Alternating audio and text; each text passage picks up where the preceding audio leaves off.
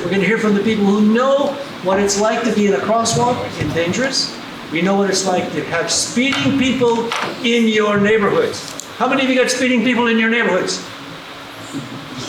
Gentlemen, look at that. I saw about 95% of the people raise their hands.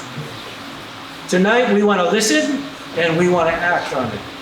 And let me say thank you. Let me give a shout out. Is anybody here from the area around the Camilo Iki Elementary School?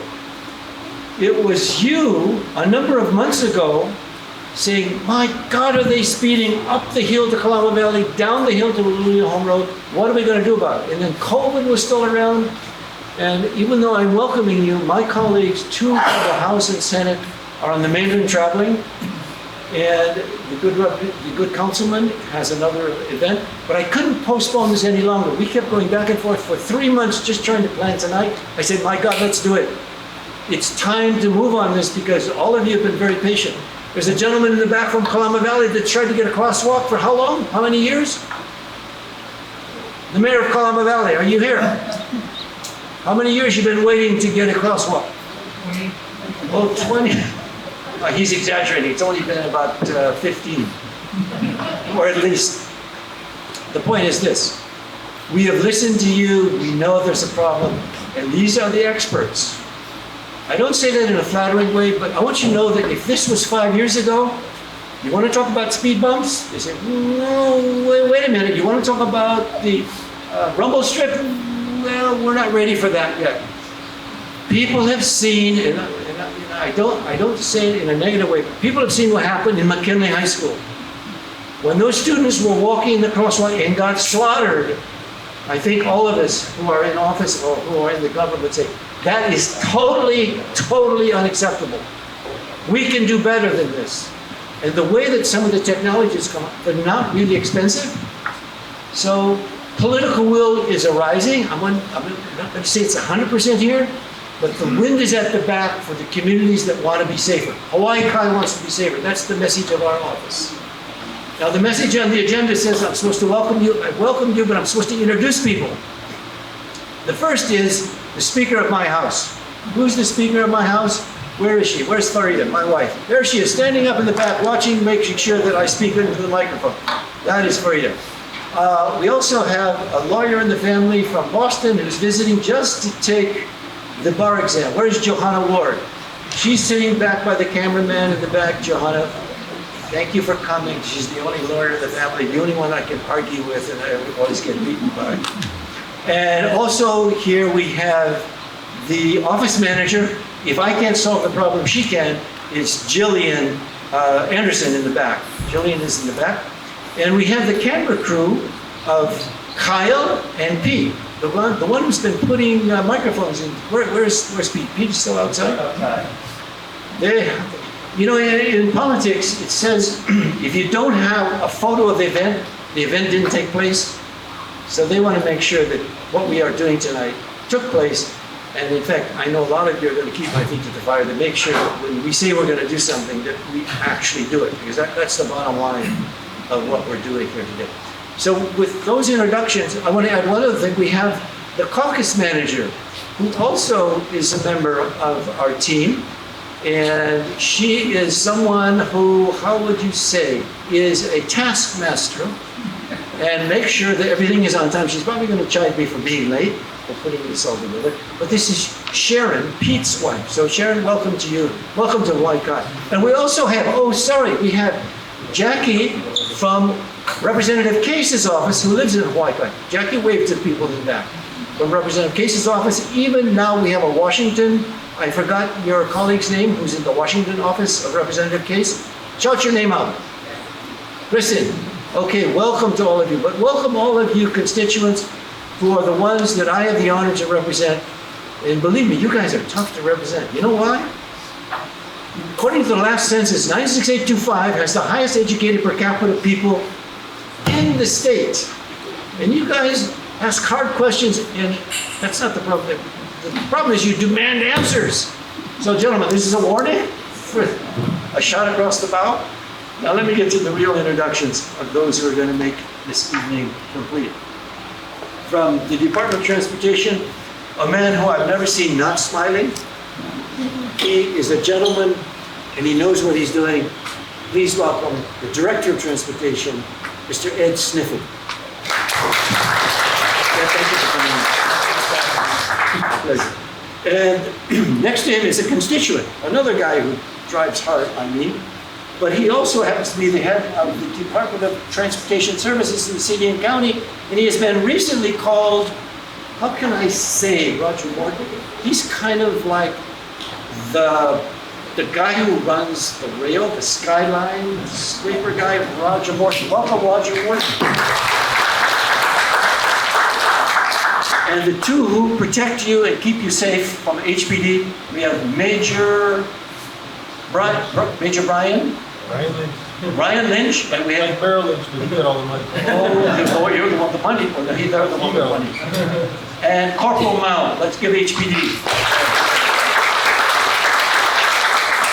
And thank you all for your service, but you know, we have 500 short of the guys in uniform. That is really something else.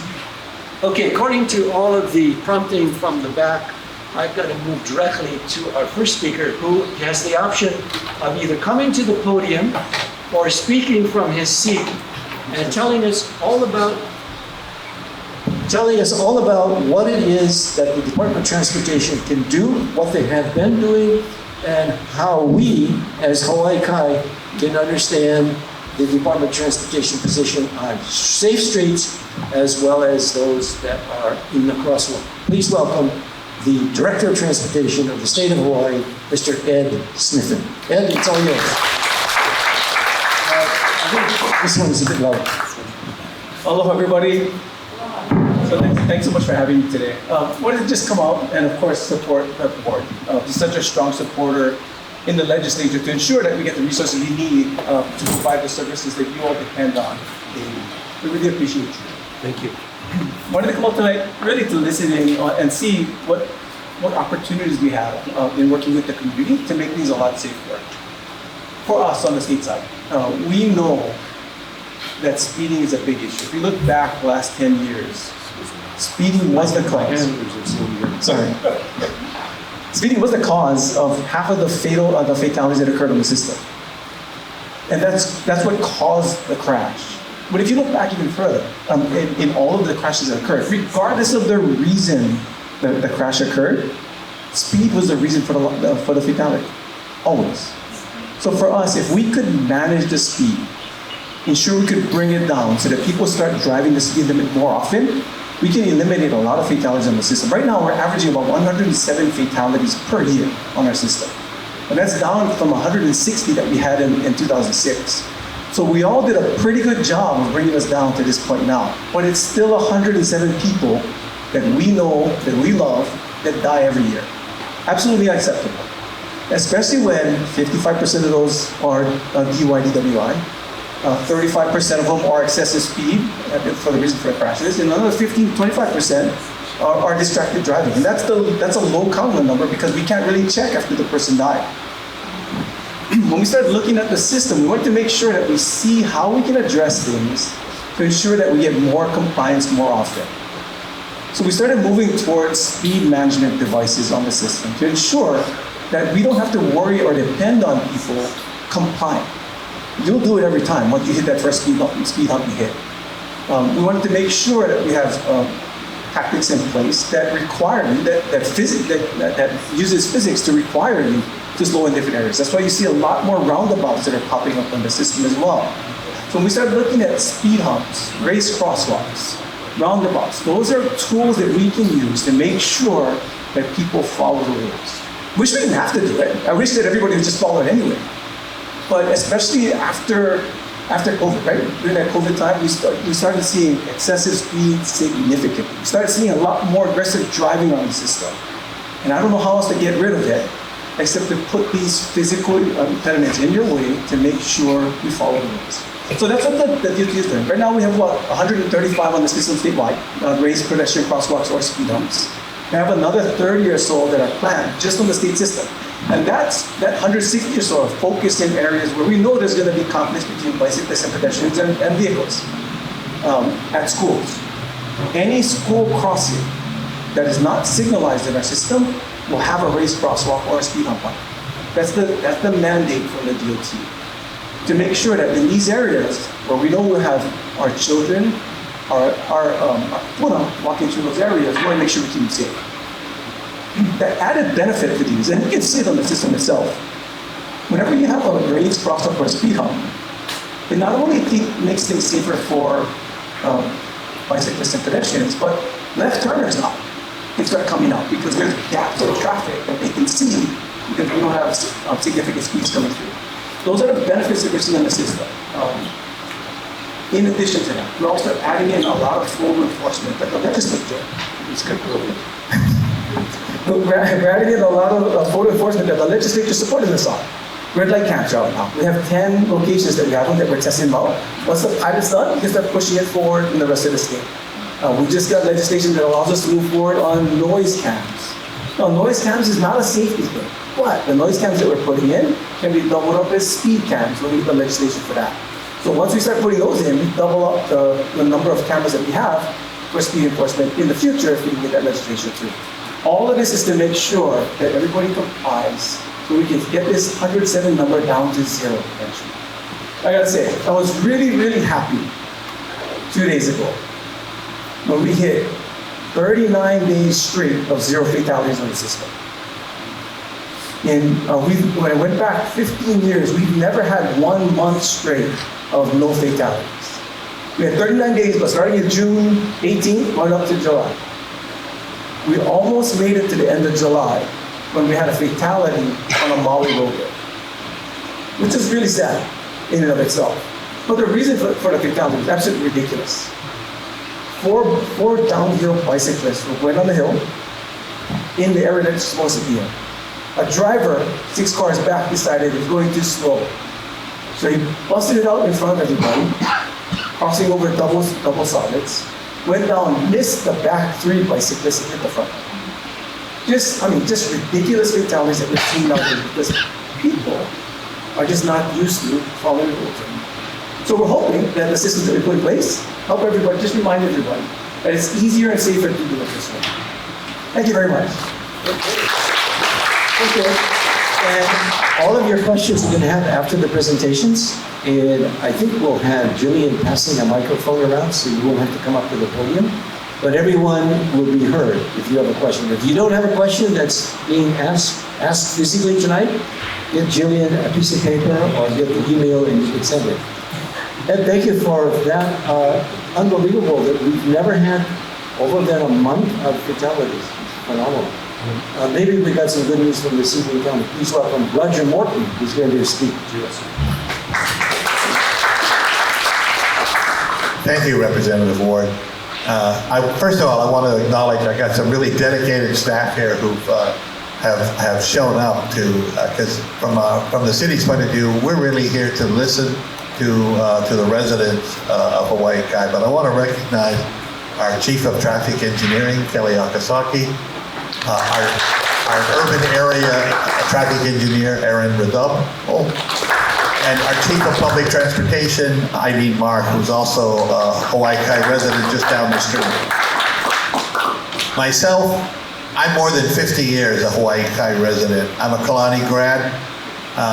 My children graduated from this school, both of them, and then went on to Neo Valley and went on to Kaiser. So this is really home to me and a special place for myself. My career here, I've seen Kalaniʻi Highway expand from a 2-lane road to a 4-lane road to a 6-lane road. I remember when it was smaller, much more difficult. You guys can remember the backups every day at Neo Valley. I think state has done a tremendous job on improving that particular roadway. Our relationship with Ed and with the State Department of Transportation, I would say, has never been closer. Ed has been a partner of ours for installing some of those physical barriers he did. The Kapiolani Boulevard is a city street, but after that horrific accident at McKinley High School, had stepped up, and within, I believe it was within 1 month, Ed, that he had stepped up, worked with our traffic engineers, and we had put in a speed bump at that point. Ed's been stepping up in other parts of Oahu too, and I just want to personally thank you, Ed, for doing that. It's a situation where Ed says it's not important whether it's a city street or a state street. It's an Oahu street. It's a resident street. For myself, I know the issues that we have at the city and county. We're also embarking on efforts to try to improve traffic safety. Ed talked about the statewide numbers. On Oahu, we're in the 50s range, 59, 60 range. Nationally, it is really distressing nationally, because after probably 40 years of annual continual improvement in reducing the number of traffic deaths on the nation's highways, for the last 5 or 6 years, we've seen an uptick in injuries, fatalities, and serious injuries. A lot of people I've read about what's happening. Are people driving more aggressively? We keep making the cars safer, but we still are having a problem of our traffic safety is going the wrong way nationally, and we're here to do it. Now, locally, for city streets, what are the pain points? Obviously, speed control is one that we hear all the time. Whether it's at schools, whether it's at China Walls, that's one we recently worked with. Whether it's anywhere, speed control is a major issue that we hear every day. And there's a lot of tools that we have. We put a new emphasis at the city into looking at the street as a complete street, a street that's made for not only for automobiles but for freight traffic, for bicycles, for pedestrians, and for all these newfangled mobility devices that we now see, e-bikes and others like that. So that's a major initiative for us. I'm sorry to say we don't have any current complete street projects in Hawaii Kai. And one of the reasons is that we tend to prioritize our complete street projects when we resurface the road. That's when it's easy to put the markings down, the lane marking.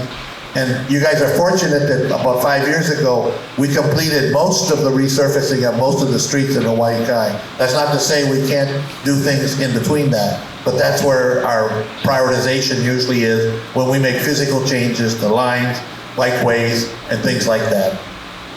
At the city, we also have a program that is called Vision Zero. Our vision is that we're going to have 0 deaths on the highway. We do about 60 a year right now. That's about once a week on Oahu. I'm really happy to see that we've had it, but I'm reminded that over the weekend, we had just a horrific accident on Diamond Head Road. 5 younger people very seriously injured. Obviously, there was speed and alcohol involved in that horrific crash. And those are the kind of things that we need to work on. It's not just the engineering, it's not just the traffic control. Those are very important things, but we've got to still work on the person that's behind the wheel, the ones that are taking the chances. A couple of other things. I do wear my transit hat as well, and I did want to shout out a couple of things that we're doing differently as we open our schools back up in a few days. The Department of Education and the city are partnering to provide every Oahu high school student with a free, provided by the DOE, a free transit pass that'll get them on city buses and on our new rail system. We've recently expanded some of our service in Hawaii Kai. We've expanded, for those of you that know this stuff, we expanded our semi-express service, our 1L. We now run it 7 days a week instead of 5 days a week. And we run it now, we've extended the service so it goes beyond Kalihi and actually goes through Salt Lake and connects with our new rail system at Halawa Station. And I invite all of you who have not ridden Skyline yet, and most of you probably will never use it. I get that, but I invite you all to go and try it out. I mean, it is a remarkable system. It costs a lot of money. I get that part too. But watching the faces of people when they first ride on the system, I invite everybody to do that.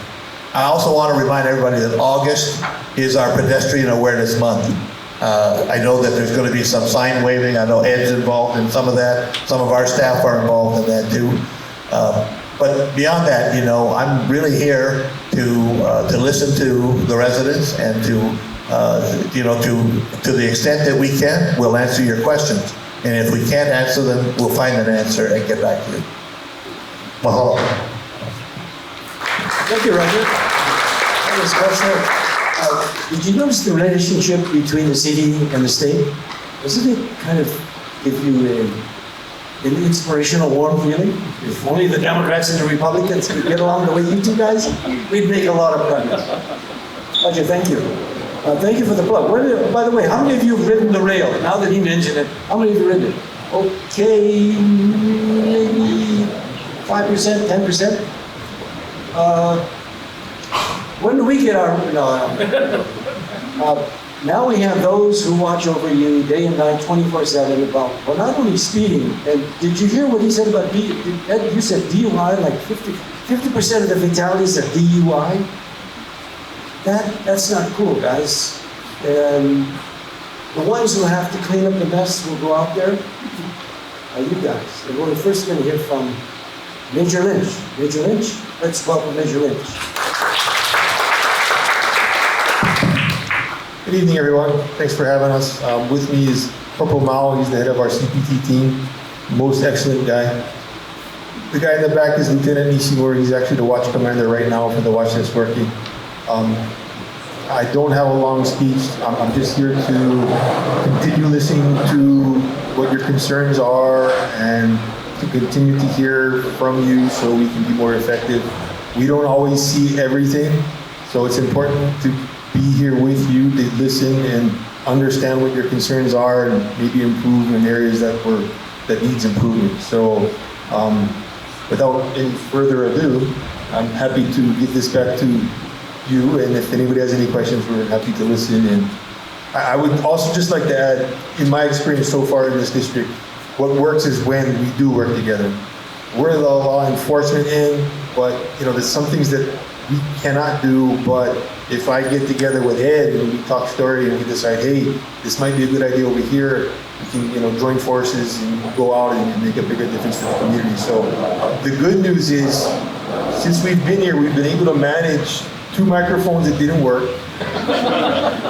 seamlessly. We just took care of it, so I mean it's a good start. So with that, if you have any questions for me here right now, if you don't want to ask me here, after I'll hang around in the back and you can come and ask us, and we'll be happy to address whatever concerns you might have. Thanks. Thank you, sir. That was very brief, actually. A matter of you, did you want to subcontract to the Corporal? Corporal, you want to say anything? Hello everybody, I'm Corporal John Mao. Some of you may recognize me. I'm with the community policing team. That's what CPT stands for. One of the things we do as a community policing officer is get together with all of you to make sure your community is better. Just like what the Major said, just like all of my various people here that are taking part of tonight, we look at the 3 E's in community policing when we try to tackle the issue.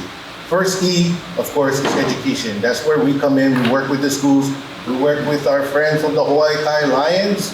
They're not here tonight, but yet we do what's called a community traffic awareness program. You've seen us at community at school.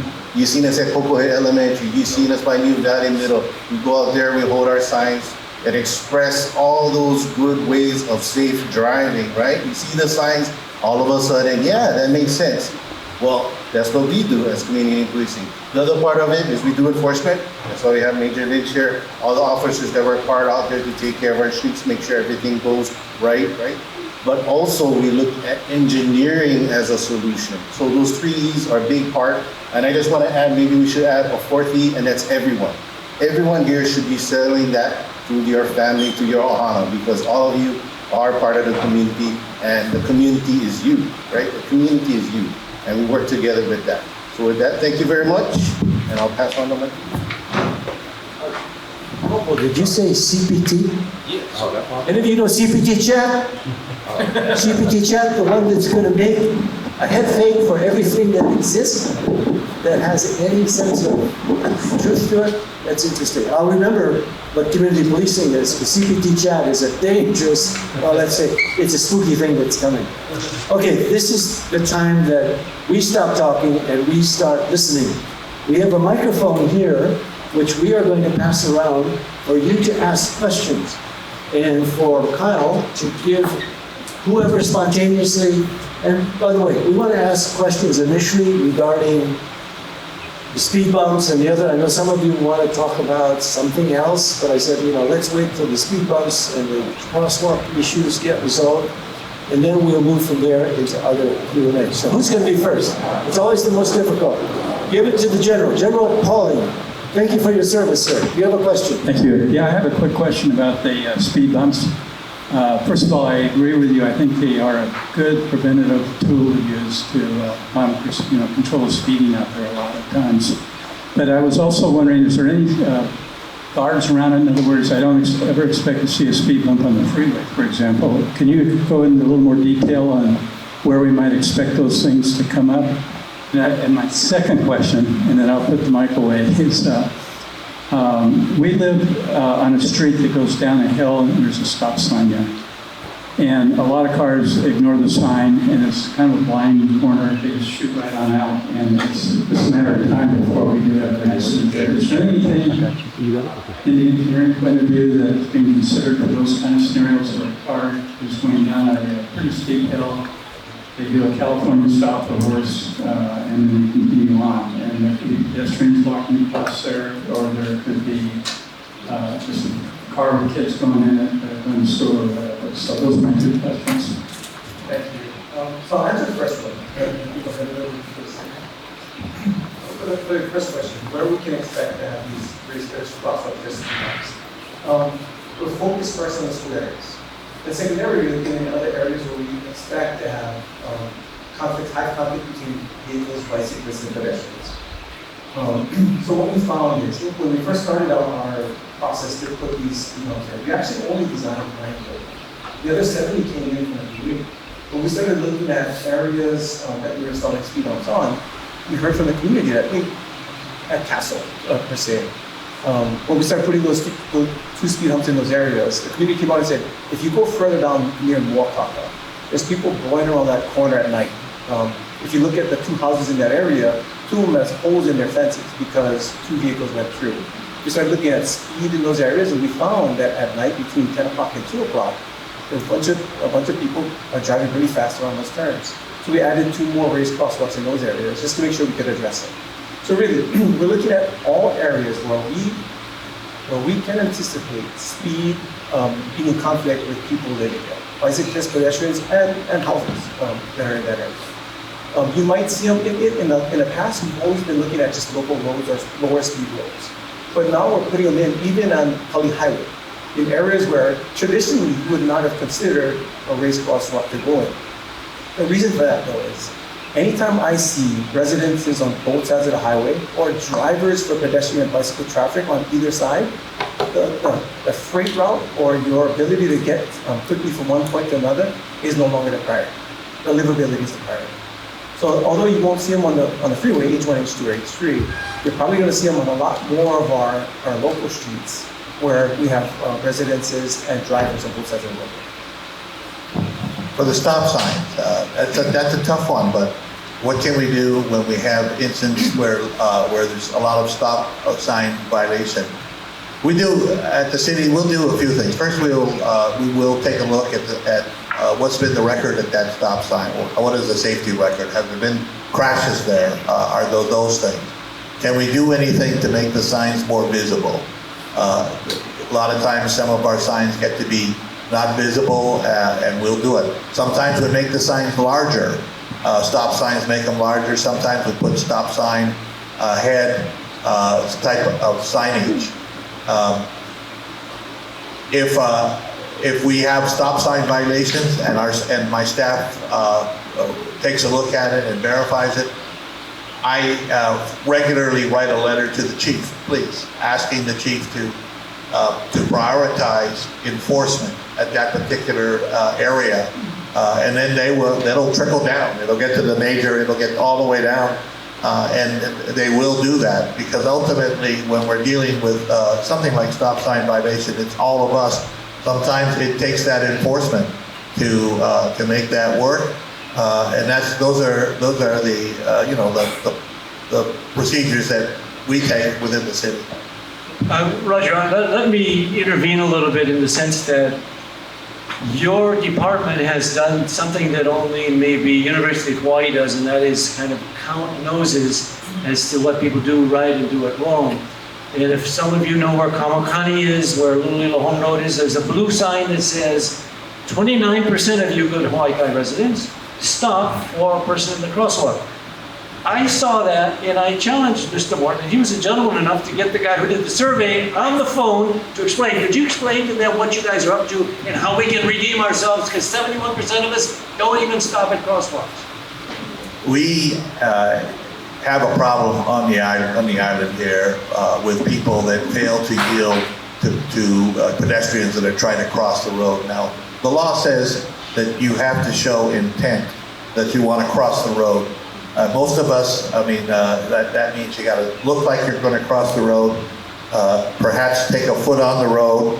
That's the sign that there is an intent to cross the road. So what our staff has done in, I believe, 20 locations around Oahu has been that we've gone out and we've sampled, we've actually put our staff out there. They have rules, you know, that how far the car would be away before they show an intention to cross the road, and then we measure what percentage of the motorists actually yield to the pedestrian. We've done it all over the island, but in Kamakani we've measured 29%. You said they put their foot in the crosswalk. That's right. So that was the measure that we did. We put our staff would put their foot in the crosswalk when the car was X number of feet away. How far away? Enough to see the foot? Within and it varies between the speed limit of the roadway. But basically following the basic safety principles, that within an adequate stopping area, they would show intent. They didn't do it last minute, so you had to slam on your brakes, but just so that you could easily slow down. And only 29% of the people we measured at Kamakani. Now I think we have, I think in Wahiawa, which I think is one of our highest areas, if not the highest, we had a 69% compliance rate. Now I'm from Hawaii Kai, so I can tell you all that we got to do better. We've got to do better than 29% because that's one of the key measures for that. That's, you know, that I mean, we go back to that horrific accident on Kapilani Boulevard. We've just got to do better. We know you didn't cook the books when you say you're from Hawaii Kai also. At the same time, we know, hey, Hawaii Kai, can we do better than 71% not doing it? Can we do better or can we not do better? Okay, next question. Next police. It's about what he just discussed. Please. Why did they choose that crosswalk, which has very little use? And how many people were in that? I mean, was it 10? And He told me it was one of the most dangerous ones, and that was the logic. What we did was we have completed island-wide, we've completed a pedestrian safety master plan. And part of that study was looking at where we did have high incidents. All of the locations we chose were on our high incident locations within it. And then of course we did geographic distribution. So I'm not saying that was the worst one, but in Hawaii Kai, that was one that showed up on our pedestrian master plan. So that's how we chose them. We tried to do it in a good faith way, not trying to set people up or that. I mean, Kamakani Street is not a particularly hidden intersection. It's wide open. AKA shaming into compliance, sir. Go ahead. You have another follow-up on that? yeah, on education, are the students or the people getting educated on how to cross a street? Because you can drive anywhere and stop and park, you know, they're just walking across. They just walk across in front of you, heads in their phones. And these are things that are against the law, but it's really hard. And HPD is down 400 plus officers, give them a 64% pay raise. And I guarantee you'll fill all those positions. Sarcasm, but anyway. We were gonna make this political free, but you're right. No, it's education. And just That that- was one of the 3 E's. Just a personal point of privilege too, that's my daughter's coach. That was a long time ago. She was 5 years old. But anyway, and the other thing is, yeah, we need to enforcement, but it's hard to do enforcement out here when you have 7 beats and 3 officers. And they gotta watch the lookouts for all the break-ins and all that stuff. So we need to fill the beats. We gotta figure that out at the legislature side and work with the police department on that. Major, you wanna comment on a couple of things that, regarding that? 64% raise? That's what our city council got. He wants more. Yeah, in case anybody's interested, and if the law job doesn't work out, we're hiring officers for the department. But at any rate, yeah, out on this side in Hawaii, there are normally 4 officers and a sergeant that's assigned to this area, and their primary responsibility is to answer 911 calls. So when you call 911, we want to make sure that we have at least 2 officers to go and deal with whatever it is that you're having an issue with. Somewhere in there, we have to find the time to address these other issues such as speeding, crosswalks, and what have you. What we've done in District 7 is we've created a system where we allow the 4 officers to go and answer the 911 calls. But I got a team of guys and gals, I got actually 3 teams of guys and gals. Their specific job is to go out and address specific things. So I'll give you, for instance, you may not realize it, but the lookouts, as he had mentioned, is a huge problem, and you may not realize it because unless you go to the lookout and you get your car broken into, you won't know. So right now, we just took care of it, but there was a huge series out there. The tourists are the targets, and they park their car, they go to look at the ocean. These guys come up, they break the windows, and they steal the stuff that's in the car. So we're working on that, we're trying to manage that out there, and at the same time, we're managing everything else that's handled, not only in Hawaii Kai, but all the way from Puno Street to all the way out here to Makapu'u. So the way we do it is we have these teams, and they go and they address problems. Right now, the team is in Kapahulu because on the news, if you haven't noticed, there was 2 cars that rolled over. There was a guy that ran into somebody's house. So stuff like that pops up, we jump on it right away, and we send the team in, and we strictly do enforce. They're not tied to their radio. They don't go to 911 calls in unless it's something out of this world, and of course they change. But they address specifically that, and they go out and they strict enforcement for like 6 hours, 6 whole hours of just zapping. Last March, I want to say March, maybe a year ago, on the hill over here that goes over to, I call it the back hill to Sandy's. We had the guy was a dentist, and he had a car crashed through his wall into his house. And if you drive up that road, it looks like battle scars on all the walls because of the cars bouncing off and stuff. So we came out with a plan. We worked with DOT. We specifically put speed signs on both directions, going up and down the hill. We spent 2 weeks of this. We actually coned off I don't know if you live that side, you remember. And some of you let us use your driveways to, shoot laser and stuff like that. Thank you. And we took a lane, and we had to get a permit for that. And we took a lane, and I think we call it traffic calming measures. And by taking that lane, things did slow down a bit. So again, getting back to the science, not only the enforcement, but if you combine the 2, we can control, as they said, we can control these things. Now, why is it speeding is such a factor right now where it wasn't before? I don't have that answer. I've never lived through a pandemic. This was my first one. Hopefully it's my last one. And it just sure seems like people are just a little, I don't know, they're freaked out. They don't care for the rules. They just want to go do what they want to go do. And we've sort of lost that feeling of community, which I think we're good at here in the islands, is that community. As long as we respect that, that comes in the educational part. Maybe we can change this culture that's slowly emerging. We can turn it around and change it into something else. I might add that one of the board members' sons was cited for speeding on that road. So, it starts with us.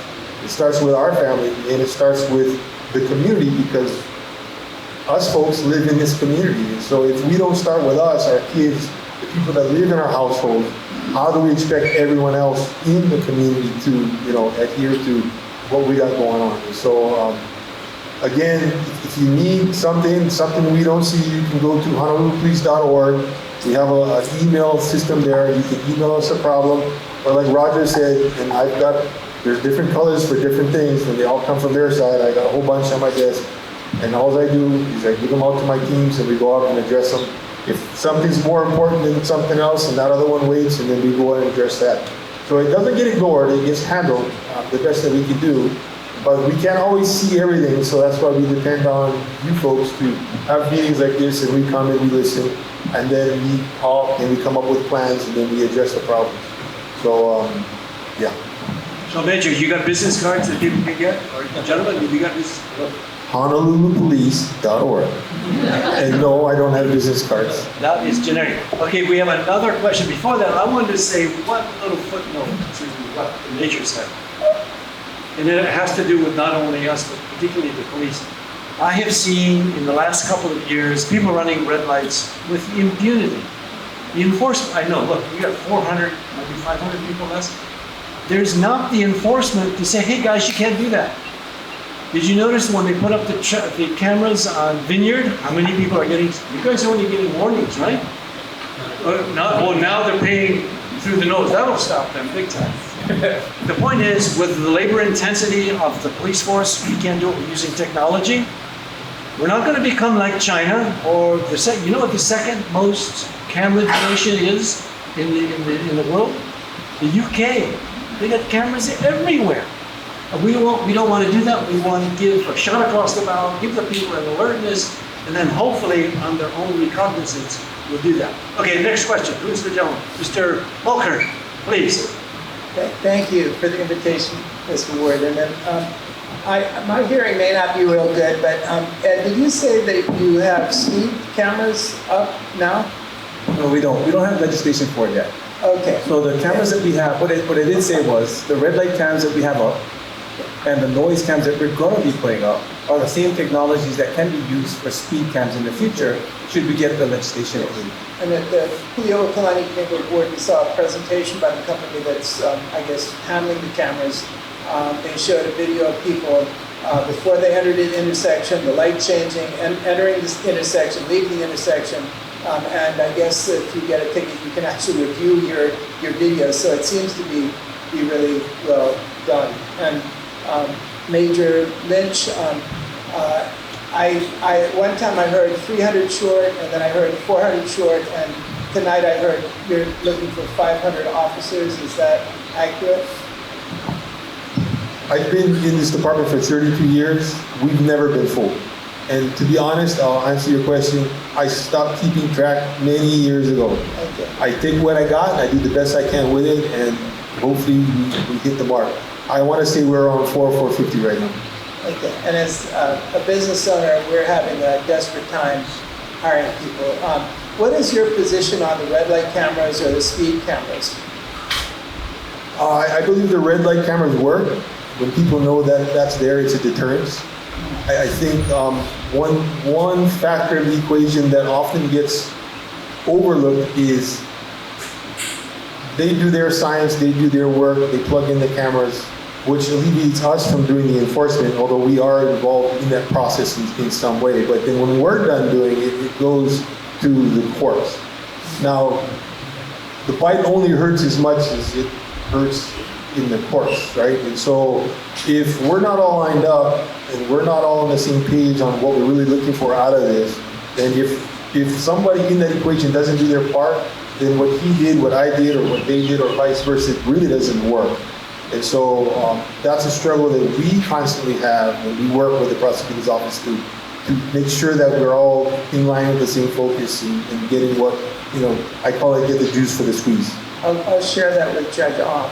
Yeah, I will too next time I see him. Talk about it often. I'd like to just share a little story. I visited my daughter in Renton, Washington, right outside of Seattle. I took my long underwear, my scarves, my gloves, I was going to tell her how bad the weather was and how important it was to go back to Hawaii. It was 80 degrees for a week, and I wore shorts. It was Hawaii weather. But what got me excited is when we came up to a red light. She said, "Dad, you need to come to a complete stop before you make the right turn." Why? Because something flashes and you get a present in the mail. And then she mentioned you need to go 25 in school zones. Why? You get actually a ticket in the mail. And then she said if a school bus is stopped, you can't pass a school bus, when passengers disembarking. And I asked her why. I guess she is a very good driver compared to myself. But it's interesting how in each of those cases, she got a nice friendly reminder. She paid a fine. She became instantly educated. They've been doing that for many years. And when my daughter was at Holy Nativity, one of her teachers who incidentally called her, I think the night before, was killed on the freeway. The person was going 100 miles an hour. And in my mind, if we could give tickets to people when they're going 5 miles an hour over the speed limit or 10, maybe it might be a deterrent so that they may not be going 100, and killing someone. But I was really impressed with what the Renton Police Department was doing. Kevin, thank you for that. But I hope we have self-discipline to the point where we don't have to have a social credit system, which China, even when you take out your garbage, they're going to see what's in your garbage. And that's the big brother that we need the technology to use it, but I hope we don't overuse it. And did you want to add anything to what was said about it? Roger? Just adding to this, the partnership that we put together to ensure that we got the best system moving forward was tremendous with all of us and with the prosecutor's office. Overall, when we started looking at the system, we wanted to make sure it was as fair as possible. The legislation says we're going to educate. We're going to make sure that we talk about where we're going to put these things in. We're going to let everybody know for 60 days prior to putting anything up. When we put it up, we're going to be issuing warnings for 30 days. And after that, and we have signs up all over the place to say when you're going through an area that's photo enforced. After that, if you break the law, that's all on you, right? I mean, that's all on that person. So, I want to make it as fair as possible. This is not like van cam in the past. We're not going to be moving it all over the place. You'll know exactly where it is. That'll be for red light cams, for noise cams, and for speed cams if we can get the legislation. And what are the numbers? How many people got cited and how much did they pay? We're at about 6,600 now, but that's at 10 locations. 6,600 over 1 month, 2 months? No, this is since 3 months? January. Since January. Yeah. So it's actually a low number comparative to the baselines. And the average price of the ticket would be that they pay? $89. $89. $89. Yes. Okay, save yourself some money. Okay, next question. Roger, do you want to add something? This is a controversial topic, Well, I favor the red light cams. I think that there has been a flagrant violation by just the general prevalence. I've seen some since COVID.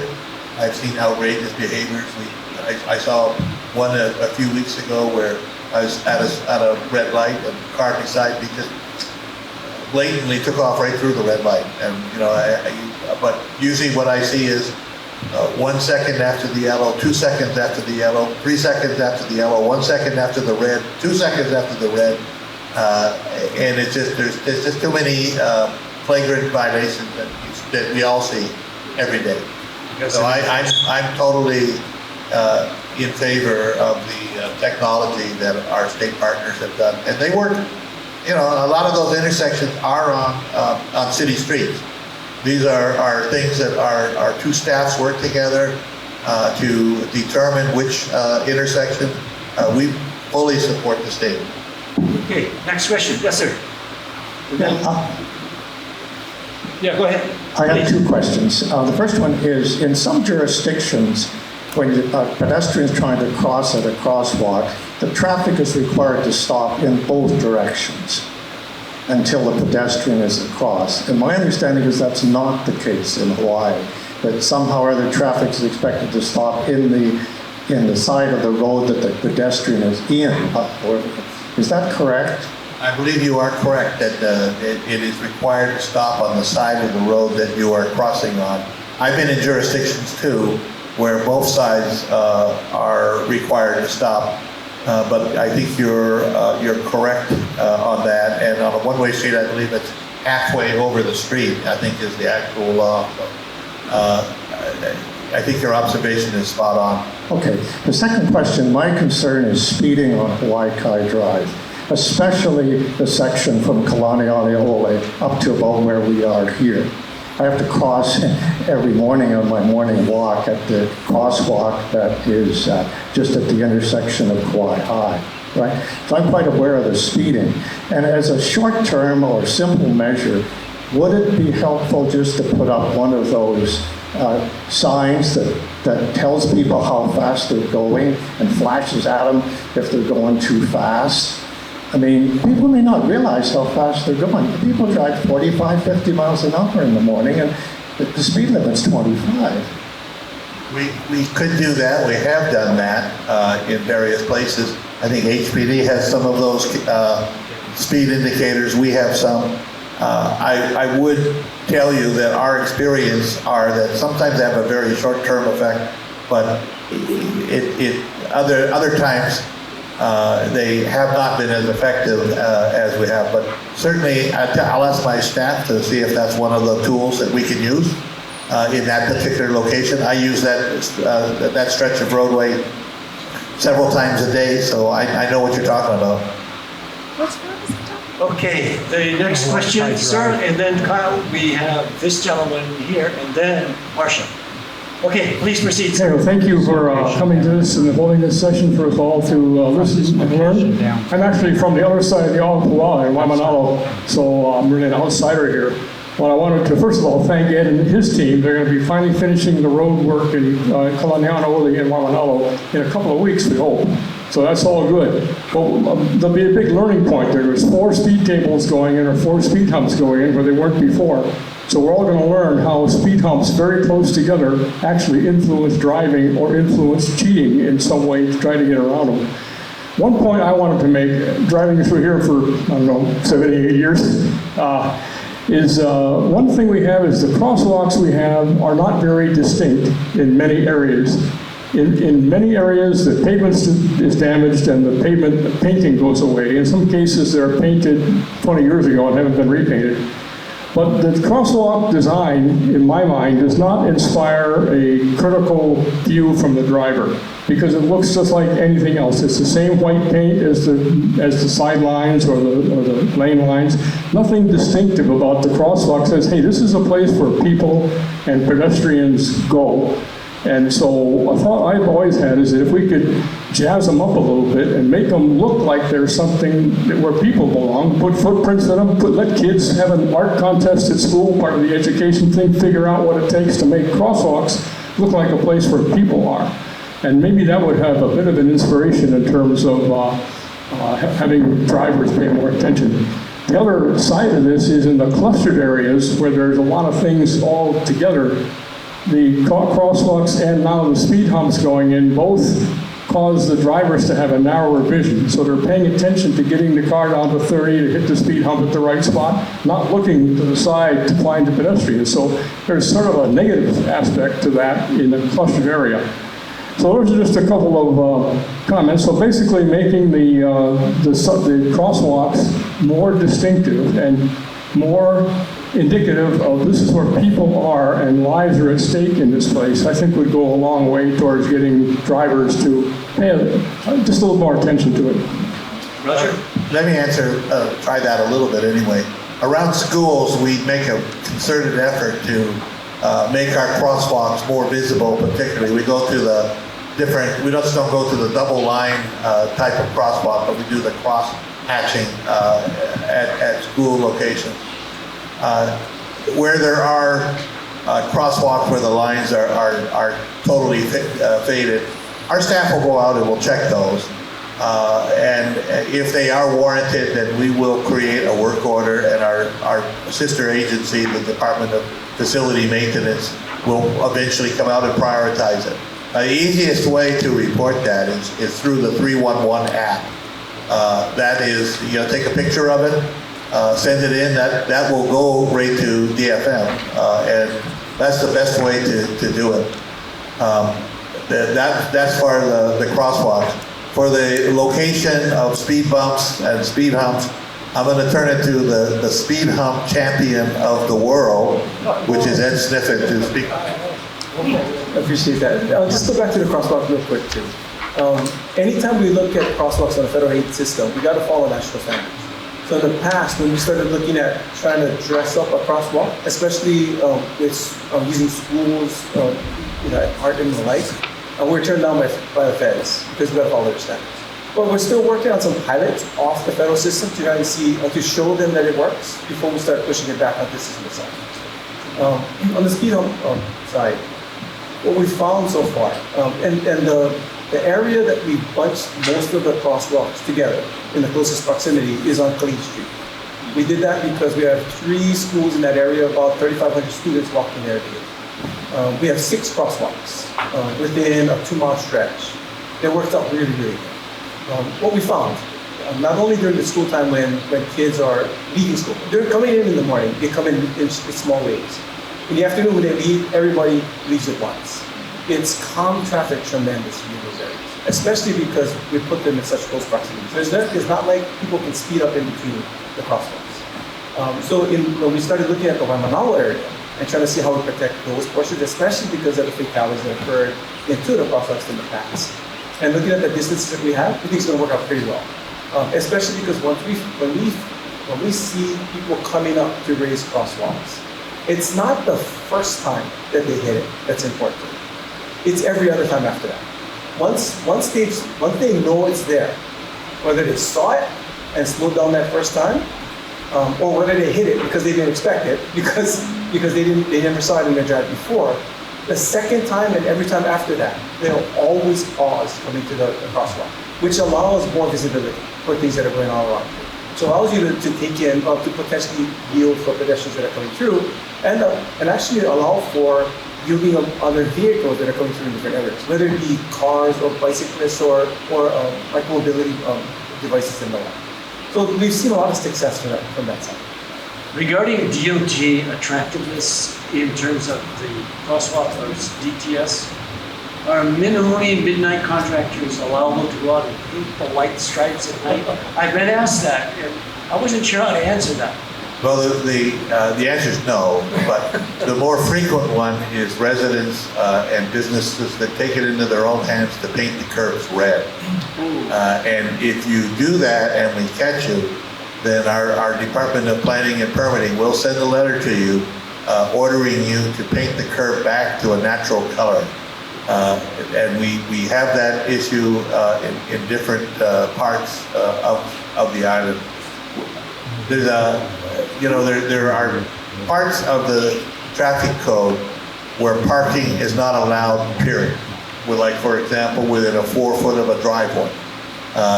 You can be cited, and HPD will cite if usually if residents complain, and nobody's really going out doing the check to do that. But there are places where Other than that, we use signs in the city to delineate where the no parking areas are, or where there are other restrictions. Where there's loading zones, where there's passenger loading zones, freight loading zones, all of those different things. Curb space, not so much in Hawaii Kai, but in most parts of Oahu, curb space is a very valuable commodity. If you live in an apartment district and there's not enough parking for the district, curb space becomes incredibly valuable, and it's that's. We are at the city. We are working through the council, looking at establishing the authority to have residential restricted parking areas, permit parking, if you will. I don't think Hawaii Kai would be top of our priorities because, frankly, your streets were all developed in the 60s, 70s. They're wide streets and incredibly wide right-of-ways in the area. There's generally lots of parking. But the wide streets themselves create their own problems because we've learned over the years that invites speeding. When the lanes are huge, as they are here, it invites speeding. So you'll notice in some places around Hawaii Kai, we've actually reduced the width of the roads and the lanes and it's been successful all over the island that these kind of techniques can help control speeding the same way that other techniques do. There's a lot of tools in the traffic engineer's toolbox to control speeding. Roger, I thought you were for a while going to say, lucky we live Hawaii Kai. Then you said, hey, your wide roads are really dangerous too. That's the other side. Okay, Marcia, next question. Okay, so in line with the questioning regarding visibility on crosswalks and even stop signs, is there a reason why we don't have more flashing yellow, solar-powered flashing yellow signs, solar-powered flashing stop signs? On the mainland, they're everywhere, and they seem to be very effective. We haven't really done the flashing stop signs. I've seen them not so much on highways, but I see them in airports, and I see them on roadways, private roadways like that. Maybe Ed, who's more well-traveled than I, can speak to where. But one thing that we are beginning to put up at crosswalks, though, is we're beginning to put up rapid rectangular flashing beacons that are pedestrian activated, and then help to do that. We do that in areas where traffic signals are not warranted through traffic engineering studies, but yet we want to provide a safer way for people to get across the road. One of the, it was controversial in Hawaii Kai when some of our crosswalks were removed. We won't put crosswalks, unprotected crosswalks, on 4-lane roads anymore. That is based on federal policy, federal highway policy, and that policy is based on rigorous large data studies that have shown that in some ways putting crosswalks on 4-lane or larger roads creates a false sense of security, and have actually been shown by federal highways that in some instances the crosswalks themselves are more dangerous than not having the crosswalk. It sounds crazy. It doesn't sound intuitive at all. But for us, so what can we do? There are techniques that we could do to protect the crosswalk. One of them was the rapid, the beacon. We can also put a refuge area in the middle of a wide road, and there's lots of wide roads in Hawaii Kai, so people don't have to cross all 4 lanes. They can cross 2 lanes and then 2 lanes. There are, raised crosswalks. Ed has been really effective at putting those in, but there are many different techniques that we can do and that we're starting to embark on. We have lots of miles of roadway where our commitment is to try to make the roads safer. It will be, longer than my career, longer than even Ed's career, before we could really stretch the number of ways that we can make things safer. Thank you for that, Roger. That was encouraging. No crosswalks if it's a 4-lane highway. Anybody here from Portlock? You've got a very dangerous crosswalk right at Portlock Road in Kalanianaole Highway. That needs flashers. In fact, in other parts that I've traveled to, they've got LED lights embedded in the cement, which have got to be pretty cheap to do. Nothing is cheap these days. When you're dealing with the government. Okay, Roger, do you want to add? I wanted to add though, and correct me if I'm wrong, Ed, but that Portlock crosswalk is the last crosswalk on that stretch of Kalanianaole that's not protected. Ed has, I don't know if you guys have watched, but I have. Ed has protected those crosswalks along Kalanianaole with over the last 5-6 years, and I believe that's the last one. If we get some flashes, that would be really appreciated, Mr. Sniffen. Okay, next question. Okay, Yes, sir. so on Hawaii Kai Drive, where coming to Waikiki School is between Honolulu Home Road and Kealoha Street, the car speed in both directions, and there's a traffic light right at the intersection of Hawaii Kai Drive and Aipo Street or Kalalea. And my cousin had a green light; she could turn left, but lucky thing she watched really carefully because one car was speeding right down into a red light. And I think even called Ed Sniffen on that. I don't know what I forget what the answer was. And then the other sidewalk on Honolulu Home Road where Kalaniʻu Street is, they painted it black to Mayor Caldwell's administration. And was that also a federal guideline or something? Honolulu Home Road in Kalaniʻu? It is one of those areas where it was removed for that reason. That's correct. But I have a little story. I've been in Hawaii for more than 50 years. I had 2 tickets. One was coming down off the airport viaduct where it all of a sudden went to 15 miles per hour. And the other one was when I was about 20 coming down Hawaii Kai Drive, exactly where you said, sir. That's an area that we have looked at, and I've made it known to my staff that I want them to go back and take a look at that area to determine, they have some ideas of how we could do a better job of controlling that stretch, because it comes right down to the school. I think it starts at 30 miles per hour, if I'm not mistaken, and it goes to 25 when it gets down toward the school. Thank you for bringing it up. That's one of the more dangerous areas that we need to do. And follow-up is key. Talking, sit down is really good, but we have to follow up. And that's what the methodology is like. Show the students. We want to use our office as a go-between the people so they know that, hey, we said something at this meeting, but nothing happened. No, we want to make sure that we follow all the due process so we know the areas, the location, and you guys have got the numbers and the dangers. Okay, next question. Yes, sir. Hi, my name is Bob Bummer. I'm an old retired airline pilot who's lived by regulations my whole life. Thank you so much for defining the scope of the current situation and why we have problems with speed and crosswalks and that sort of thing. And the one thing I think that could really help, I don't know what the budget is on things like this. Major cities on the U.S., as I'm sure you well know, have speed enforcement with cameras and radar. And they work abundantly well.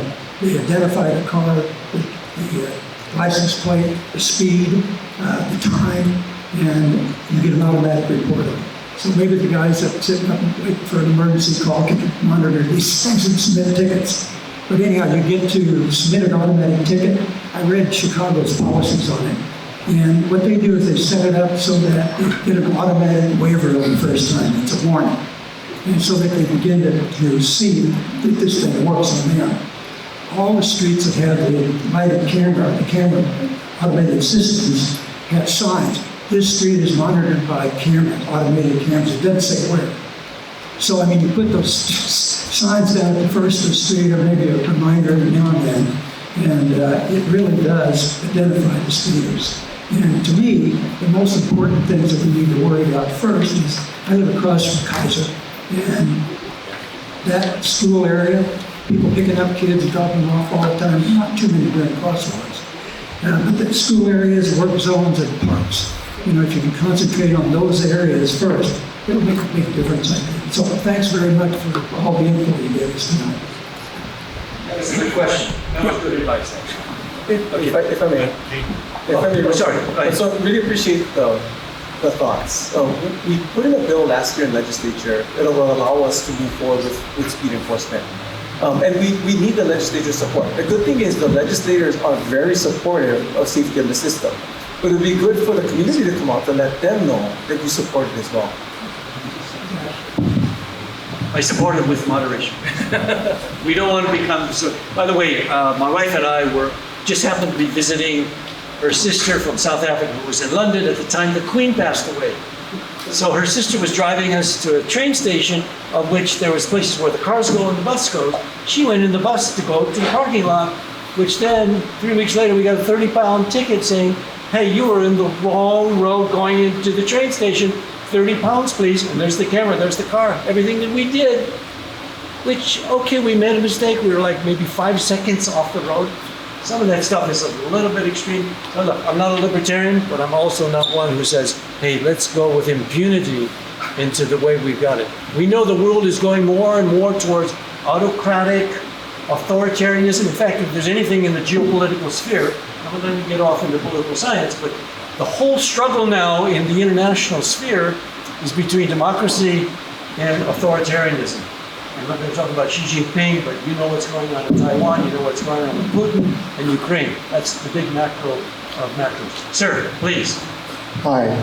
First of all, thank you everybody for all your hard work, and obviously it's making a big impact based on the results that we shared with you. I had just a couple areas here in Hawaii that I've noticed over the years, the 28 years that I've been in Hawaii, have been an ongoing concern. So one of them is over by the Oahu Swim Club. When you're pulling out of the driveway there, the vehicles that are allowed to be parked on that side block visibility. You know, so it's like when you're coming out of Hawaii, Oahu Swim Club, you better creep very slowly or you're going to be surprised by a car coming, you know, westbound. So the opportunity there is to set back the parking further from that area. The other one is Sandy Beach. We live up Kamihami Ridge. We can hear the cars speeding to the all hours, and you're always wondering, where is the police? You know, you can hear these people drag racing, you know, at least once a month. You hear that. So I'm not sure what's being done with those two locations. Maybe try the first one, too. I noticed my very dedicated staff making a note of the location there. And you're right, I mean, if the site view is inadequate, it can be a factor in having accidents. And especially as speeds go up in roadways, it gets to be more and more important. So those are the kind of small self-help type things that can prevent crashes. We don't really call them accidents anymore. We call them crashes because an accident sounds like it's a random event, and a crash is an intentional. It's an act that could be prevented. So, from our staff's point of view, we're out to reduce crashes, not accidents. So regarding Sandy Beach, Sandy's is a thorn in our side only because it's like the outpost. It's like the end of the district. It's way out there, right? So what we've done is we've identified there's car clubs, truck clubs that have these parades or drives on the weekends, and they go and cruise and they end up at Sandy's and they hang out and they get silly, and then when they leave they like to burn rubber and all that kind of stuff. So we monitor the web for their little invitation to go, and then on 3-day weekends, in addition to that, we actually spend overtime money to pay officers just to be there. And so we've had incidences where there was almost 500 trucks at Sandy's just taking the place over, and there's only like 4 of us, right? And so we got to be selective on what we do and don't do. And for me, the burning the rubber thing is irritating because I mean it's stupid, one, right? But when we see it, we enforce it. So we try to predict it as much as possible and then throw resources out there. But there's going to be those times at 4 o'clock in the morning during the week or even the weekend where you need to be somewhere else and these guys do these stupid things. So I can appreciate the frustration with the sound of somebody burning rubber. You know, a lot of it is coming from around Waimanalo side, they come to our side, right? Or vice versa. So it doesn't get ignored, but it does happen. We're aware of it. And more so we're aware of it because on the weekends we go and we check Sandy Beach Park and the grass is all torn up because they go and do donuts on the grass. You can see all the burn marks on the roadway. So, you know, we try to remain sensitive when it happens so we can have enforcement there, but unfortunately we just can't be there all the time. So that's currently what we're doing. Speed bumps. Well, yeah. You know, I live on the windward side and the speed bumps, and I'm just talking off the cuff. Some people have complained, residents, you know, they wanted them, and now that they have them, now they complain of vibration from the cars, moving their foundations. There's been stuff on the Instagram, which is on the phone, where trucks are literally going like 50 miles an hour over these bumps. They got videos of it. It's incredible. It's like this big truck, boom, over the thing, right? So, whatever. Maybe there's something in the water nowadays, but you know, people making poor decisions. But I understand what you're saying. We're aware of it, and there's other things out there, like guys on the beach, on their 4-wheel drives, and they put the boulders out. And we work with parks to prevent that. So we don't turn a blind eye to it. We're aware of it. Okay, we're going to move to Kalamagawa, the former mayor. Yes. I should identify you as the Corporal. My colleague, Representative Maladi's not. Go ahead, sir. Gentlemen, thank you for showing up this evening. We very appreciate you talking and the information that you're putting out. If I want to come up Hahaione Street, there's a stoplight at Hahaione Highway. There's a crosswalk there. There is another crosswalk on Hahaione Street all the way up as far as you can go. And we have a park, and it's a very busy park. And the bus driver stops and uses the facilities there, as does an awful lot of other people. They've got to walk across the street. Is that considered jaywalking? There's no crosswalks. It's not jaywalking. It's not jaywalking if it's at an intersecting street. No, there's no street there. Well, if there's no street there, then it could be technically jaywalking. And there's no street coming up Hahaione Street from Hahaione Highway. Let me add, we don't always agree with some of the laws in place because a lot of them don't make sense. So there is discretion for us. And so for a nice gentleman like you crossing the street, I can imagine that you would cite me for jaywalking. So I wouldn't worry about that. I ask you to be more worried about what's coming each way and to wear bright clothes instead of dark clothes and, you know, and safety things like that. That's fine, I understand that. The other thing has to do with all the kids that have to go across the street there at the park. And, you know, they're taking their lives in their hands. Yes, people do slow down. Well, one of these days, we're going to have an accident out there, I'm afraid, because there are no crosswalks anywhere in that whole section. There are no crosswalks in Zilch. And a number of years ago, a number of constituents in his vicinity wanted one where Kealoha buttress perpendicular to White Knight Drive. Somehow, Roger, there was a formula, almost an Einsteinian algorithm that said, oh, you guys don't qualify. Whereas this has been 15 years that the Colonel has been trying to do something. Now with the park is another issue, but I think it's two areas that we need to focus on. Well, as I tried to say, you know, in areas where there is a lot of pedestrian traffic and no crosswalks, there are ways that we can't put in safe crosswalks. They're just, if it's a long stretch of roadway, that we would do something else. But we have a long list at the city of places that we will be reviewing for that, and I'll make sure my staff puts that on our list, that we will go out and we'll do a traffic study. We'll take a look at the roadway.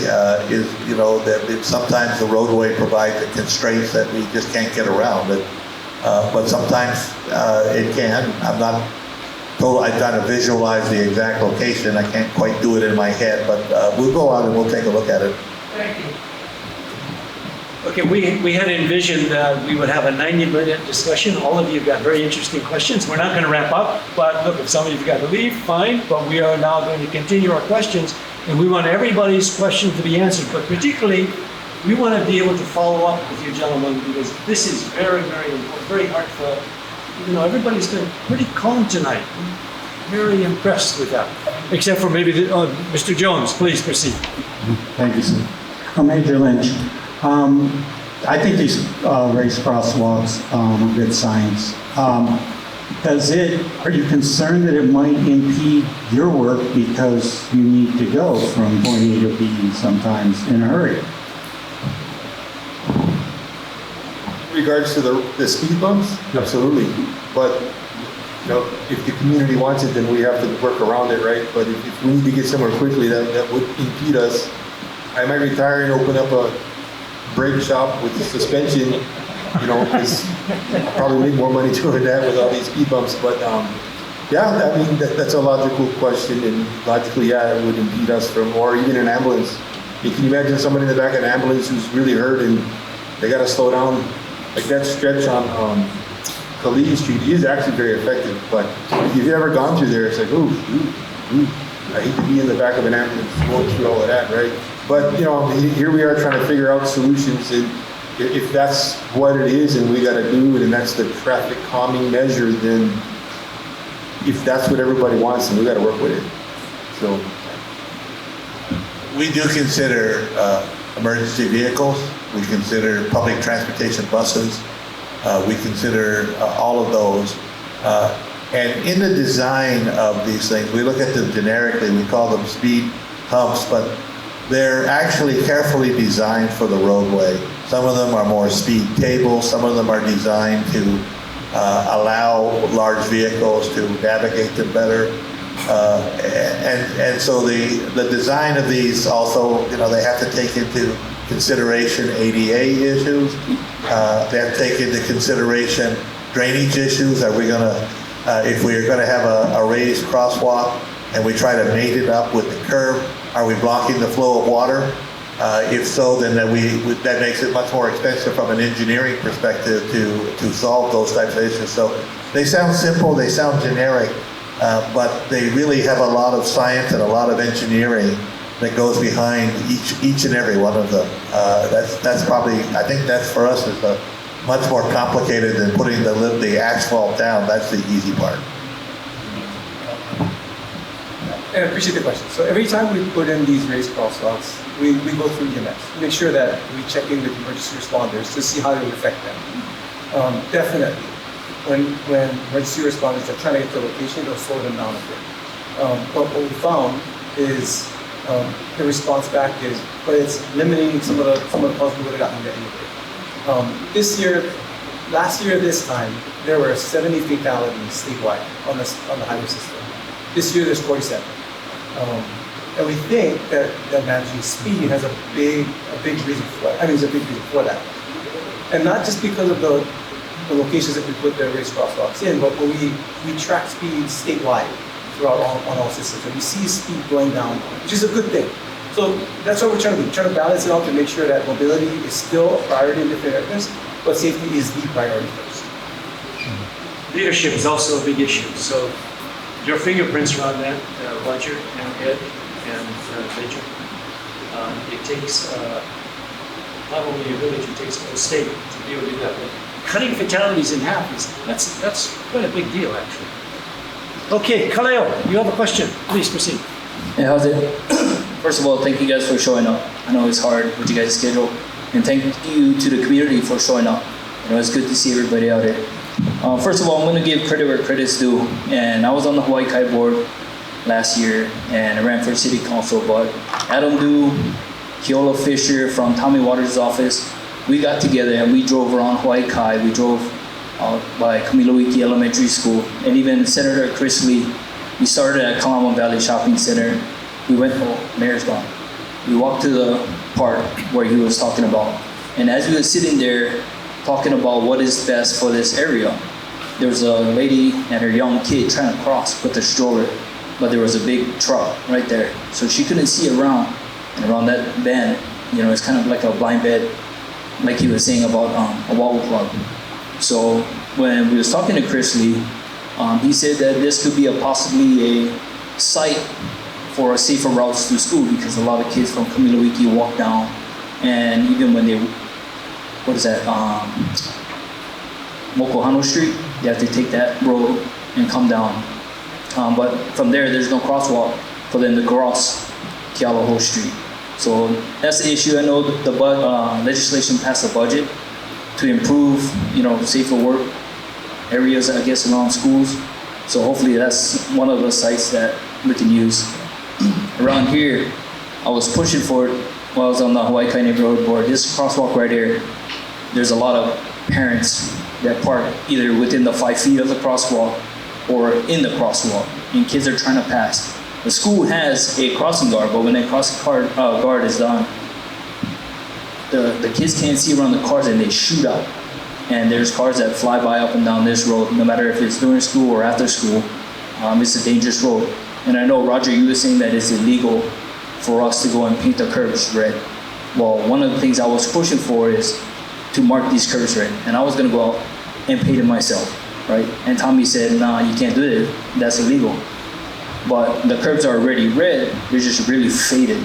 So is that because we're not changing the color of the curb, we're just improving the appearance? Is that illegal, or is that a possibility? I have mixed feelings on painted curbs. I'm mostly driven by our partners who hate painted curbs because they fade and it's such a work effort. On the other hand, I mean, I think in some cases they are effective. However, they're not allowed even to do that. We have painted curbs for bus stops. We have painted curbs for loading zones. But in the traffic code, those are the only places now where they allow for painted curbs. We'd have to go back to City Hall, change the Honolulu traffic code. So there's no more red paint or red curbing, no parking around crosswalks? Because in the law, doesn't it say there's no parking within 7 feet, I believe, or of the crosswalks? And that is an area that's correct, that the ordinance provides that's a no parking area. There is, there's a couple of issues. One of them is the painting of the curb, and we can have a debate over whether our traffic code should be amended again for that. But the other issue for areas that inherently don't allow parking, let's say within a driveway, it just doesn't make sense for us to put a sign up at every place where no parking is required by ordinance, because we would just have an unacceptable sea of signs. So we do rely upon the ordinances to delineate where no parking is always not allowed, and that's our first effort. Now we have put up no parking signs in really hot zones where we have a known problem, that we will do it, but it is rare for us to delineate no parking where the traffic code already makes it a no parking zone. And part of the rationale for that is just so that we don't have a sea of visual blight from too many signs. Well, that's good until a kid gets hurt. And then the city, instead of being proactive, they're reactive, just like at McKinley High School. But just like Corporal, right? He said education is the best key. It's one of the 4 E's, education. But to me, it doesn't sound like we're educating the public if we're not enforcing what's out there. We put a red curb by crosswalks, especially in school zones, where the kids are 3 or 4 feet. Average vehicle, the hood's about this high. So you come around this turn, it's a blind turn, and these guys are flying. So I think there's some instances where you guys gotta, not use common sense, but think about reality and be proactive instead of reactive. So coming back to this stoplight here at 7-Eleven and the stoplight on the corner. See, I'm protective about this school because my kids go to this school, and I approach a lot of parents who parked in the crosswalks. And I told them, you guys are blocking, hindering kids from safely crossing the street. So now with these lights, there's a lot of kids around this area. And even the crosswalk up there, Adam knows, we talked about it. And thank you for everything you guys have done, and you guys have been open with us. The work order process does not happen fast, and I understand that. But there's 3 crosswalks up at that intersection. Guys are coming down the road, flying downhill, and there's kids trying to cross.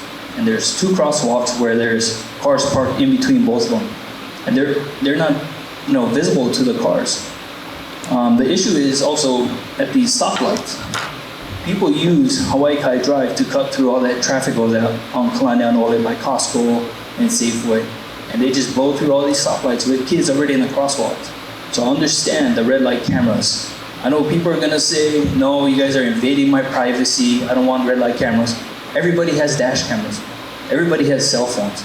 So that, I wish the news was here so they could put it.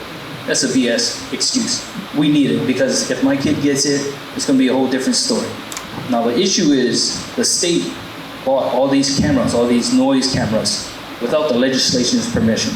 So for me, that's like going to the store, buying a $100,000 boat, and coming home to my wife and just, being ready to take that wrath. I think it should have gone through legislation we get everything approved, and then we make the move, because right now we got 10 cameras on a pole that we can't even utilize. The legislation was passed last year. So even for the noise cameras? Yes. Okay, what was the budget for the noise cameras? 2.1 million. 2.1 million for noise cameras? Yeah. How much did you guys spend on the red light cameras, the 10? 2.1 million. Okay. So you see, like, noise is better than traffic safety, and even for helping the PD, they can't be out there all the time. We know that. We know how many officers are in this beat. So the message, we don't spend any money without the legislator's approval because we can't do it. It's illegal. So all of the purchases that we make is based on the legislation that passed. And what I mentioned is we don't have legislation for speed cameras yet, speed enforcement. But the cameras that we're purchasing for noise cameras and red light cameras can be used for speed as soon as the legislation is passed. So it's not passed? So there is no money that's wasted. All of the stuff that we bought is based on the legislation that's passed. And we can use it for future legislation when it gets passed too. So how do you differentiate between a noise camera and a red light camera? Because I can see people running red light cameras and saying, no, you didn't mark it as a red light camera, you marked it as a noise camera. All of the law requires us to educate in areas and sign in areas what we're putting up. So every intersection that we have a red light camera on, you're gonna see a sign that says, a photo enforced 24/7 here. It's always up. 60 days prior to us putting it up, we put it out in the media. 30 days after we put that red light camera up, we issue warnings. After that 90-day period is when we start the citation process for every location that we have for red light cameras. Same thing will be for noise cameras. That's awesome. But now going back to what Roger was saying, he doesn't want to put, right, signs all over the place.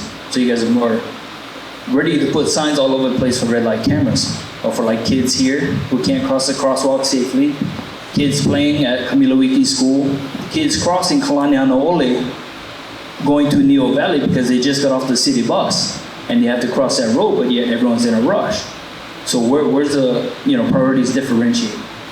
Well, we did put in at this school, I think about 6 months ago, we did put in some center, drive safe. Those little things in the center of the road, they do help visibility of the crosswalk.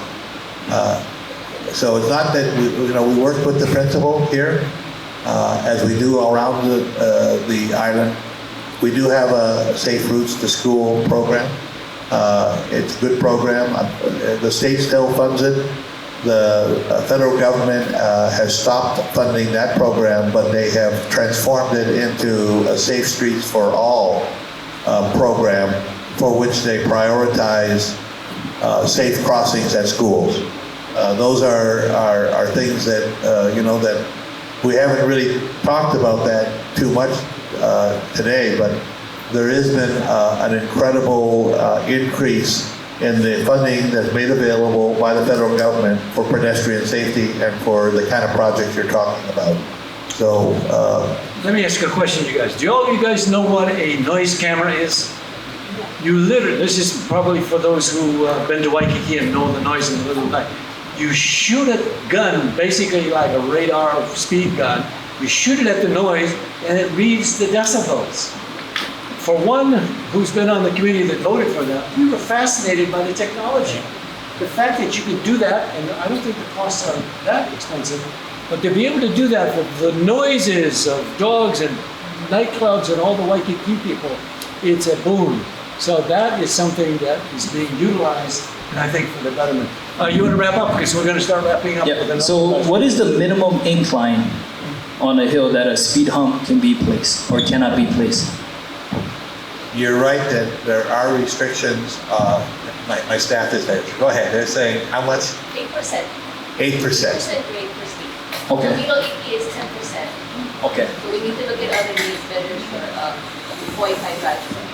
Okay, thank you. Okay, as we are wrapping up, I wanted to, before Herb asked the question, is the product mixed between DOT and DTS? You guys got the same products, basically the same services? Or you have something different? Your humps are higher than his? Or? No, we're all on the same humps. Okay, the same distance. Okay, just want to be Herb, what do you? And now, unless there's somebody else, this is going to be the beginning of. Okay, this is round 2. Herb, please begin. Actually, I got a question for each of you. Real quick ones. The first one is on those red light cameras, are you having issues with the license plates being covered? It's illegal to cover license plates. I know, but Yeah, I see it so- everywhere. so- I actually got told, first time I put on a clear thing, my safety check guy says, that's gotta come off. But then I'm driving around now and they're pretty, there's a lot of dark ones and stuff. But that, I was just wondering if you had any information on that. And then our major here is hearing me. Yeah. I haven't had any issues on the red light camera yet. I'm sorry, the question is if we're having issues with the red light camera? No, I just see a lot of covered plates. Oh, well, if we see anything that's in violation, then naturally we're gonna stop the car and give them a citation and warn them. And then, of course, when you go see the safety check guy, he's gonna tell you that you're not supposed to have that. Years ago, when we had the cams, a lot of people were putting on these dark mirror type of things, and it's fairly obvious. There was one brand that wasn't so obvious until you were at a certain angle, and it was sort of, you know, all that stuff is above radar, and we look for that. I just wanted to add to the gentleman at the door texting. We're here to listen. I heard what you said. We'll go back to the office and maybe put some operations together, and maybe we can tune it up around here. But know that the district is large. We can't always be everywhere, but maybe we can do something. So we'll put some attention towards that, just to put it that way. And the Wahoo Swim Club, we'll go take a look at that too. And I know my guy John Mall is taking notes as well, and so we'll compare notes and come up with some action plans and hopefully make a difference. Thanks. Okay. My next thing is actually for the police again. The jaywalking issue. If you're by a street, you got to cross at the street. But if there's more than 200 feet, you can cross. Am I correct? That's correct.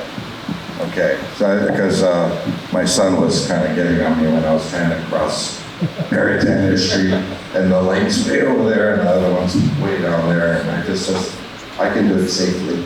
Yeah, but I'm educated. The key is to be aware of your surroundings. There are some differences between marked crosswalks and so-called unmarked crosswalks. One of the differences is if you are doing that, you're not supposed to impede the travel of the automobiles. That's a big difference between a marked one and an unmarked one. Gentlemen, legislative footnote, we had in the 2023 legislation a bill that said crosswalks are optional, jaywalking is legal. Jillian, what was the name of that bill? What was the bill number? Remember 675 or something like that? It was legalizing jaywalking, believe it or not. And those of you who are on Instagram, look at the parody or the video I did on the sarcasm about faking running in a crosswalk. This is what you guys are not supposed to do. I faked, but I did it in front of the Capitol. Because to me, legalizing jaywalking is stupid. Actually, I even said that in the video. So those of you on Instagram, have a look at it. Jaywalking has been a contention, and hopefully it's not going to go further than the 200 feet. That's a good one. Kurt, please proceed. Okay, and the last one is for Mr. Morton. I wrote them down to hand to them, but I've seen, but God bless her soul, Renee Garvin fought hard for traffic safety throughout our whole area. And she got, on Hawaii Drive, between Keahole and Wailua, they painted some lines, and that was for speed, you know. And then, so that one is fading out. Okay, then Little Home Road, the parking lanes that she got, two problems. One, I drive to Pearl City all the time. That's for my granddaughter. I do things for her. But Pearl City has really good parking lane markings. We got some skinny ones that are crooked, and now they're actually disappearing as we speak. That was a hard fought one by her, and that's all the way up Little between Wailua and Wainea Street. Yeah, and I give a shout out to Renee as well. She does a great job. She was going to come tonight. I think last minute she decided she had to stay home. She didn't have childcare, but Wrong Renee. Renee passed away. Wrong Renee. Okay. But our Renee is our Complete Streets Administrator who probably was involved in those projects. And then the last one is the crosswalk here at the Oahu Club. They took it away. The guy was walking across. He got killed, and they decided to put it back. It's 4 lanes. But I say thank you for that. But that should be I mean, we got a preschool. We got an athletic club. It's faded. I just drove by it tonight, looked at it, and it's faded. So those are the 3 areas that I've seen that were put up for various reasons, but they weren't put up with the good. You guys do a great job of keeping your lines nice and straight and easy to see and this and that. But those 3 weren't done that way. So, but I will give this to your staff, and that might be something good to look at. Thank you, Herb, for mentioning the memory of Renee Garvin. She was really, she would be so pleased to see you guys, what you've said and what you've done tonight, because she's been trying to get speed bumps by Wainiha, a really little home road, for literally years. Okay, for the last question, we are going back to round 2 with General Pauling. Or is it a GPT chat question? I'll make this real short. But I was very interested in on the mainland. You see a crosswalk that looks like this, 3-dimensional? Sexy. It's sexy. And it really gets your attention, big time. I know trying to maintain something like this is hard to do with paint and everything like that. But are you looking at anything that really makes it stand out?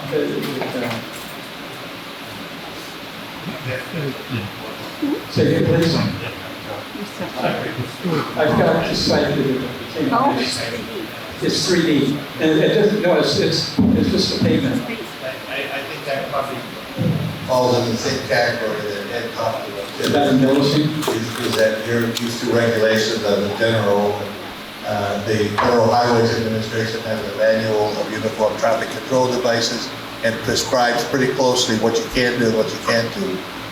We put some paint on some of the streets, and Ed made us take it out because of complaints from Federal Highways that we were not following the guidelines properly.